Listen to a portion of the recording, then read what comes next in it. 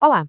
A gente já parou para pensar que, para o direito, a nossa vida tem um roteiro bem definido, com início, meio e fim, tudo com regras muito claras. Desde o momento antes do nosso nascimento até mesmo depois que a gente se vai, existe toda uma jornada jurídica que define o que podemos ou não fazer. Hoje a gente vai mergulhar fundo nessa jornada, explorando os conceitos de personalidade e capacidade no direito brasileiro. Vamos lá? Para começar, vamos direto à pergunta que é a base de tudo. Quem exatamente a lei brasileira reconhece como alguém que pode ter direitos e também assumir deveres? A resposta para isso é o alicerce de toda a nossa conversa de hoje. Olha só o nosso caminho de hoje. Primeiro, a gente vai entender quem são os jogadores no campo do direito. Depois, vamos seguir o ciclo da vida. Quando a personalidade começa, como a lei mede a nossa capacidade de agir e como ela nos protege. E por fim, vamos ver como a personalidade jurídica acaba e fazer aquele resumo para fechar tudo certinho. Então, primeiro ponto. Quando a gente pensa em ter direitos, é normal vir à cabeça apenas as pessoas, os indivíduos. Mas o direito, ele é mais amplo. Empresas, condomínios e até um conjunto de bens como uma herança também entram nesse jogo. O conceito central para a gente entender isso é o de sujeito de direito. Pensa nele como qualquer ator que pode participar da cena jurídica, seja uma pessoa de carne e osso, uma empresa ou até mesmo uma massa de bens. E aqui a coisa fica bem interessante. Existe uma divisão fundamental. De um lado, os entes personalizados, como nós e as empresas.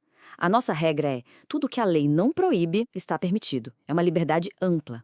Já do outro lado, os entes despersonalizados, como um condomínio ou o espólio, funcionam ao contrário. Eles só podem fazer aquilo que a lei expressamente permite. É uma diferença crucial na forma de agir. Agora a gente vai para o nosso segundo ponto. E aqui a conversa é fascinante. Afinal, a partir de qual exato momento um ser humano passa a existir para o direito? E com isso, começa a ter seus direitos garantidos. O nosso Código Civil, ele gera um debate muito rico. Ele diz que a personalidade começa com o nascimento com vida, mas ao mesmo tempo, ele protege os direitos do feto, que a gente chama de nascituro, desde a concepção. E aí, essa aparente contradição fez nascer três grandes teorias. A natalista, que segue a lei ao pé da letra, a concepcionista, que diz que a personalidade já existe desde a concepção, e a condicional, que é um meio termo. Embora a discussão exista, na prática, os nossos tribunais protegem o nascituro de forma bem ampla, se aproximando muito da teoria concepcionista. Mas olha só, independente da teoria que se adote, o ponto central é este. A lei protege o nascituro de uma forma muito robusta. Ele já tem direito à vida, pode ser beneficiado em doações e a mãe tem o direito aos chamados alimentos gravídicos para garantir uma gestação saudável. O direito já o enxerga e já cuida dele. Vamos avançar agora para um conceito que é a chave de muita coisa. Porque veja bem, uma coisa é ter direitos, outra, bem diferente, é poder exercer esses direitos por conta própria. É exatamente aqui que entra a ideia de capacidade. Esse slide aqui ilustra a diferença perfeitamente. Todos nós, sem exceção, ao nascermos com vida, ganhamos a capacidade de direito. É a aptidão para ser dono de direitos. Agora, a capacidade de fato, que é o poder de exercer esses direitos pessoalmente, como ir lá e assinar um contrato, essa sim, nem todo mundo tem.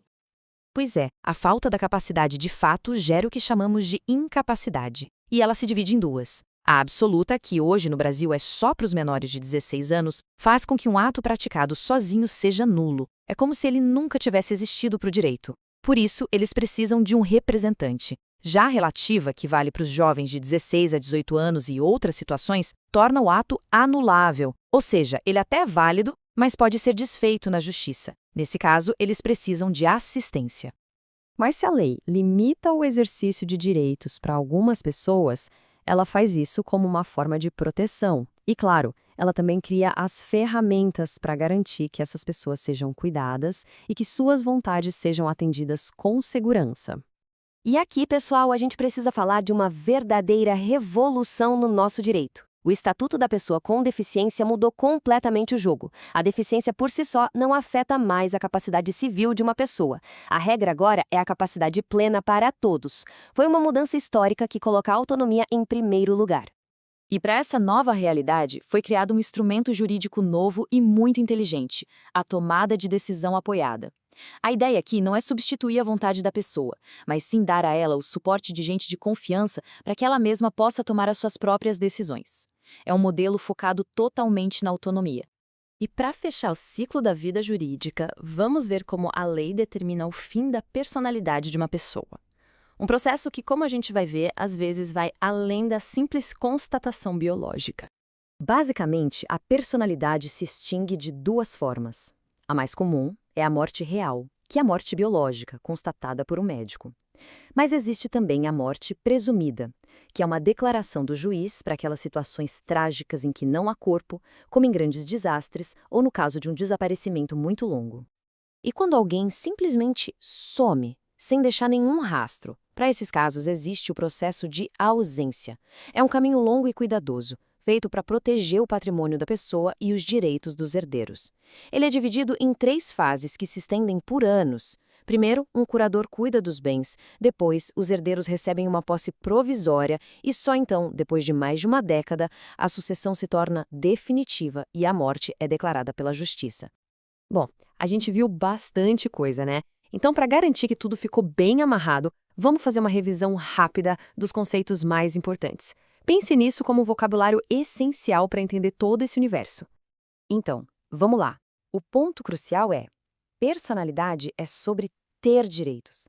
Capacidade é sobre exercer esses direitos. A incapacidade não é uma punição, é uma proteção, que vai exigir ou representação, ou seja, alguém agindo no lugar, ou assistência, alguém agindo junto. E, por fim, a ausência é o caminho que o direito criou para lidar com o desaparecimento. Guardar esses conceitos ajuda a entender a lógica do sistema todo. E para a gente fechar, fica uma reflexão. Quando assinamos um contrato, abrimos uma conta no banco, ou até mesmo quando planejamos o futuro da família, como é que essas estruturas legais, que muitas vezes a gente nem percebe, estão ali o tempo todo definindo as possibilidades da nossa vida? A resposta mostra o quão profundo o direito civil está amarrado à nossa existência.